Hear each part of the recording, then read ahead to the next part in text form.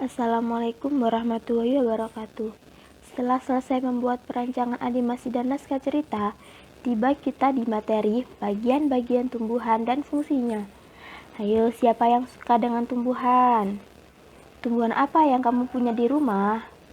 Tumbuhan sangat bermanfaat bagi manusia loh, karena tumbuhan bisa menghasilkan gas oksigen untuk kita bernafas.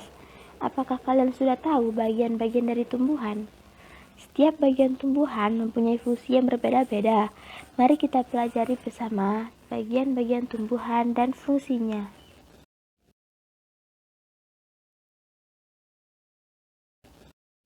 Bentuk tumbuhan sangat beragam, tetapi secara umum bagian-bagian semua tumbuhan adalah sama. Setiap bagian-bagian tumbuhan memiliki fungsi yang berbeda-beda. Perhatikan dan simak video bagian-bagian tumbuhan berikut.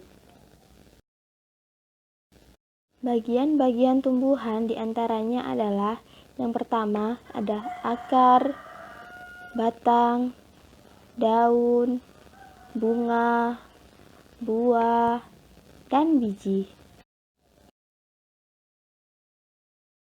Yang pertama adalah akar. Akar merupakan bagian tumbuhan yang umumnya ada di dalam tanah. Akar pada tumbuhan memiliki fungsi sebagai 1.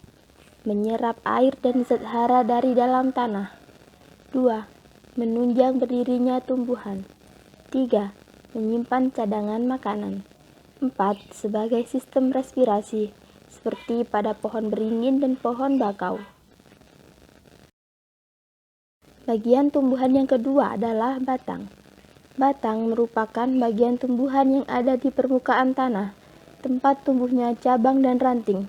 Batang pada tumbuhan memiliki fungsi sebagai berikut. 1. Tumbuhnya daun, bunga, dan buah. 2. Menyimpan cadangan makanan. 3. Jalur translokasi zat. Dan 4. Menyokong tubuh tumbuhan. Bagian tubuh tumbuhan yang ketiga adalah daun. Daun berfungsi sebagai 1. Tempat terjadinya proses fotosintesis. Pada daun terdapat zat hijau daun yang disebut dengan klorofil. Klorofil inilah yang membantu berlangsungnya proses fotosintesis pada tumbuhan. 2.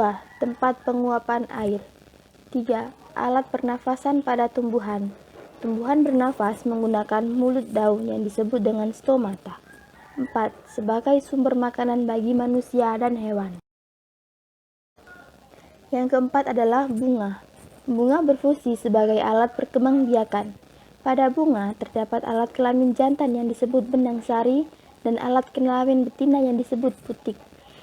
Dengan adanya benang sari dan putik, bunga mengalami penyerbukan hingga akhirnya menghasilkan biji. Biji inilah yang dapat tumbuh menjadi tumbuhan baru. Yang kelima adalah buah dan biji. Buah berfungsi sebagai penyimpanan cadangan makanan, juga berfungsi untuk melindungi biji.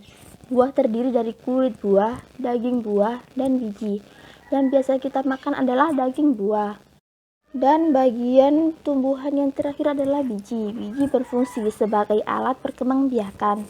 Biji inilah yang merupakan calon tanaman baru untuk mempertahankan kelestarian tumbuhan.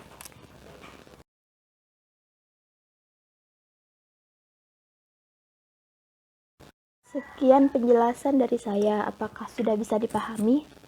Sekian dari saya. Mohon maaf bila ada kesalahan yang tidak saya sengaja. Terima kasih.